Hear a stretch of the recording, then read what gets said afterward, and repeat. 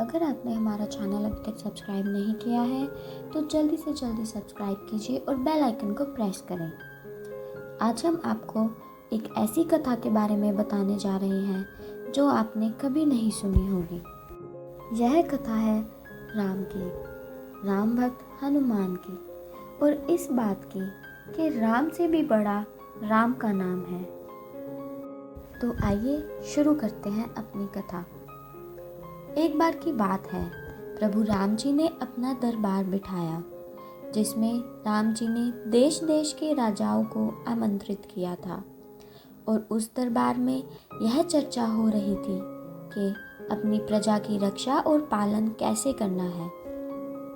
तभी सभा के एक द्वार पर जहाँ से सभी राजा अंदर आ रहे थे, वहीं नारद जी आकर विराज गए। नारद जी ने वहां से जाते हुए एक राजा को रोक लिया और बड़े ही सम्मान पूर्वक कहने लगे, राजा जी यहाँ आओ और मेरी बात सुनो। अंदर जाकर राम जी के चरणों में शीश निवाना और सभी ऋषियों मुनियों का वंदन करना, सबके आगे शीश झुकाना। लेकिन एक बात का ध्यान रखना, अंदर जाकर ऋषि विश्वामित्र को सम्मान ना देना, इनके चरण मत छूना। तब राजा ने नारद जी से ऋषि विश्वामित्र का सम्मान ना करने की वजह पूछी।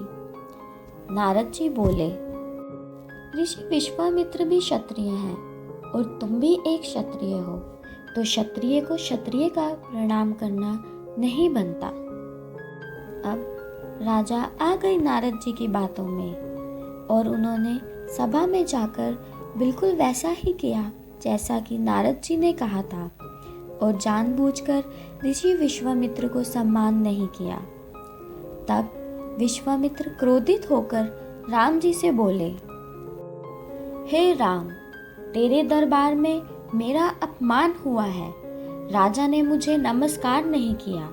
मैं चाहता हूँ कल सूरज छिपने से पहले इसे मृत्यु दंड देना होगा, नहीं तो मैं तुझे शाप देता हूँ। ऋषि विश्वामित्र की बात सुनकर राम जी बोले, गुरुदेव, मैं अभी अभी 14 वर्ष का वनवास काट कर आया हूँ। आप चिंता ना करें। मैं आपके चरण छूकर प्रतिज्ञा करता हूँ कि कल मैं सूर्य ढलने से पहले राजा को मृत्यु दंड दूंगा। राजा की जान पर बन आई। अब वो भागा भागा नारद जी के पास गया और नारद जी से बोला, हे नारद जी, ये क्या किया आपने? ये तो मेरी जान पर ही बन आई है। तब नारद जी बोले, हे राजन, तुम चिंता मत करो। अब तुम ध्यान लगाकर सुनो जो मैं तुम्हें बताने जा रहा हूँ और विश्वास रखो, तुम्हारा बाल ना बांका होगा। तुम एक काम करो, तुम हनुमान जी के घर जाओ और उनकी माता अंजनी को शीश नवाना और उनको सारी बात बताना। उनसे प्रार्थना करना कि तुम्हारे जान की रक्षा करें। हनुमान जी तुम्हारी रक्षा करेंगे और तुम्हें कुछ नहीं होने देंगे। मरता क्या नहीं करता। और राजा ने बिल्कुल वैसे ही किया जैसे नारद जी ने कहा था। राजा ने माता अंजनी के चरणों में गिरकर उनसे अपनी जान की भीख मांगी। तब माता अंजनी बोली, तुम चिंता ना करो, जाओ विश्राम करो, मेरा लाल तुम्हें कुछ नहीं होने देगा। यह सुनकर राजा बाहर जाकर पेड़ के पास बैठ गया। राम जी की सेवा के बाद हनुमान जी घर आए, माँ के चरण छुए और आशीर्वाद लिया। माँ ने प्यार से भोजन कराया और बोली, हनुमान, आज मैं तुमसे कुछ मांगना चाहती हूँ। तभी हनुमान जी खुशी से बोले, वाह मैया, आज का दिन मेरे लिए कितना अच्छा है। मांगो, आप क्या मांगना चाहते हो? मैं आपकी सारी इच्छाओं को निस्वार्थ पूरा करूँगा। माँ ने कहा, एक राजा ने मेरी शरण ली है। किसी ने कल तक उसे मारने की प्रतिज्ञा की है।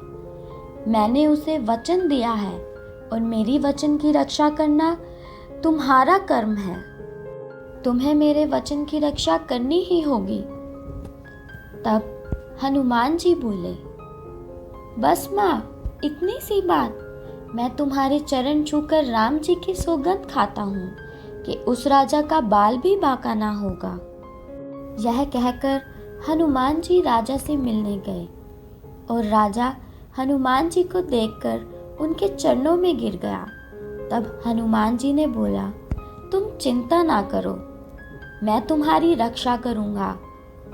मुझे उस राजा का नाम बताओ जिसने तुम्हारी जान लेने की प्रतिज्ञा की है। तब वह राजा बोला, नहीं हनुमान जी, मैं आपको उस राजा का नाम नहीं बता सकता।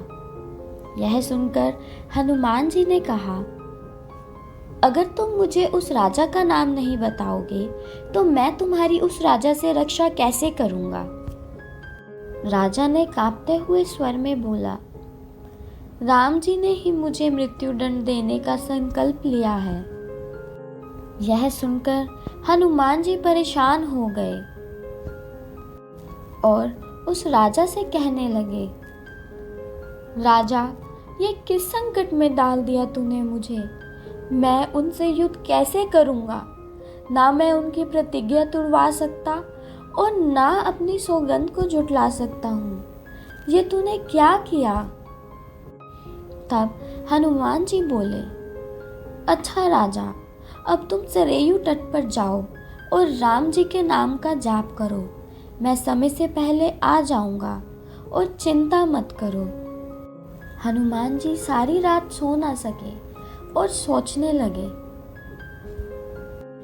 कि अगर मैं राम जी को सारी बात कहूँगा तो वो अपनी प्रतिज्ञा तोड़ देंगे।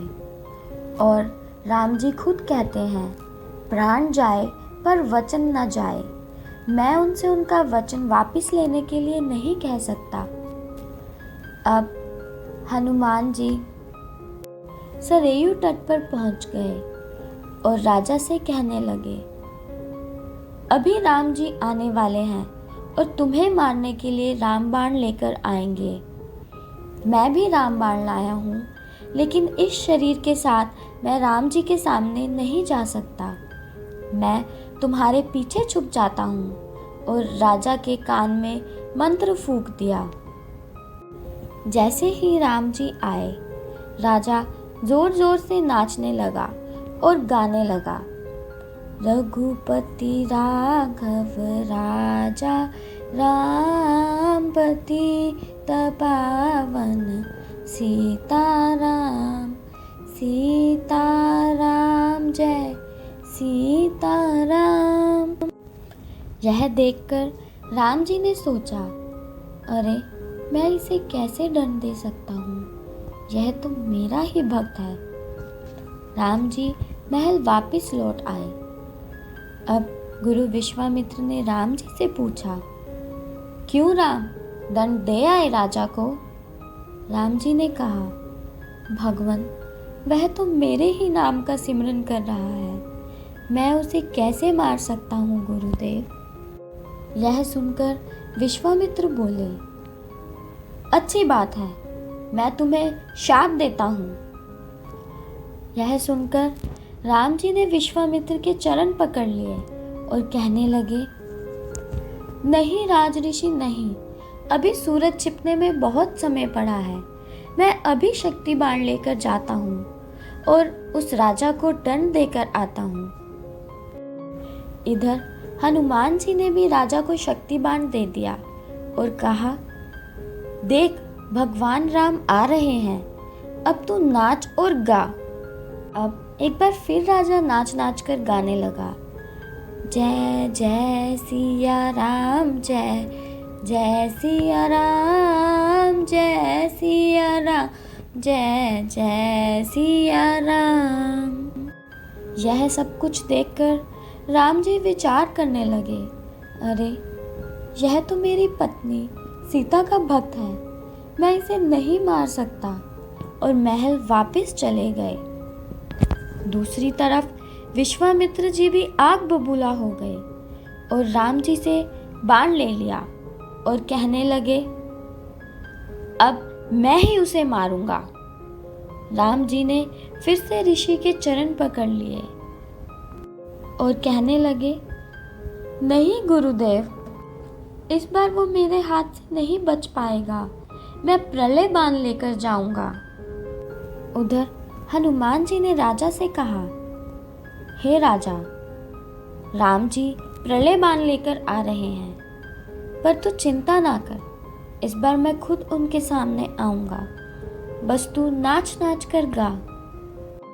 और फिर से राजा नाच नाच कर गाने लगा, जय जय सिया राम, जय जय हनुमान, जय सिया राम, जय जय हनुमान, जय सिया राम, जय जय हनुमान, जय सिया राम, जय जय हनुमान। जब राम जी ने यह सब कुछ देखा तो सोचने लगे, अरे ये तो मेरे परम भक्त हनुमान जी का भक्त बन गया। मैं इसे कैसे मारूं? हनुमान जी क्या सोचेंगे मेरे बारे में? इसे नहीं मारूंगा। फिर जब विश्वामित्र का ध्यान आया तो धनुष उठा लिया। अब राम जी की दुविधा देखकर सारे ऋषि मुनि मंत्री चिंतित हो गए और सब इकट्ठे होकर विश्वामित्र के पास गए और बोले, हे राज ऋषि, आपके श्री राम संकट में हैं। सुबह से राम और राम नाम में युद्ध चल रहा है। राम के सामने नाम खड़ा हो गया है। राम में इतना बल नहीं है जितना राम के नाम में है। राम में वो शक्ति नहीं जो राम के नाम में है। आपके परम शिष्य राम की हार होने वाली है। कृपया करके अपना वचन वापस लें और राम जी को बचा लें। विश्वामित्र मान गए। सब सरयू तट पर गए और विश्वामित्र राम जी से बोले, राम ठहर जा, मैंने राजा को माफ कर दिया है, तुम भी इसे माफ कर दो। यह सुनकर राम जी घोड़े से नीचे उतर आए और विश्वामित्र को प्रणाम किया। यह देखकर हनुमान जी भी पेड़ के पीछे से बाहर आ गए और राजा बहुत प्रसन्न हुआ।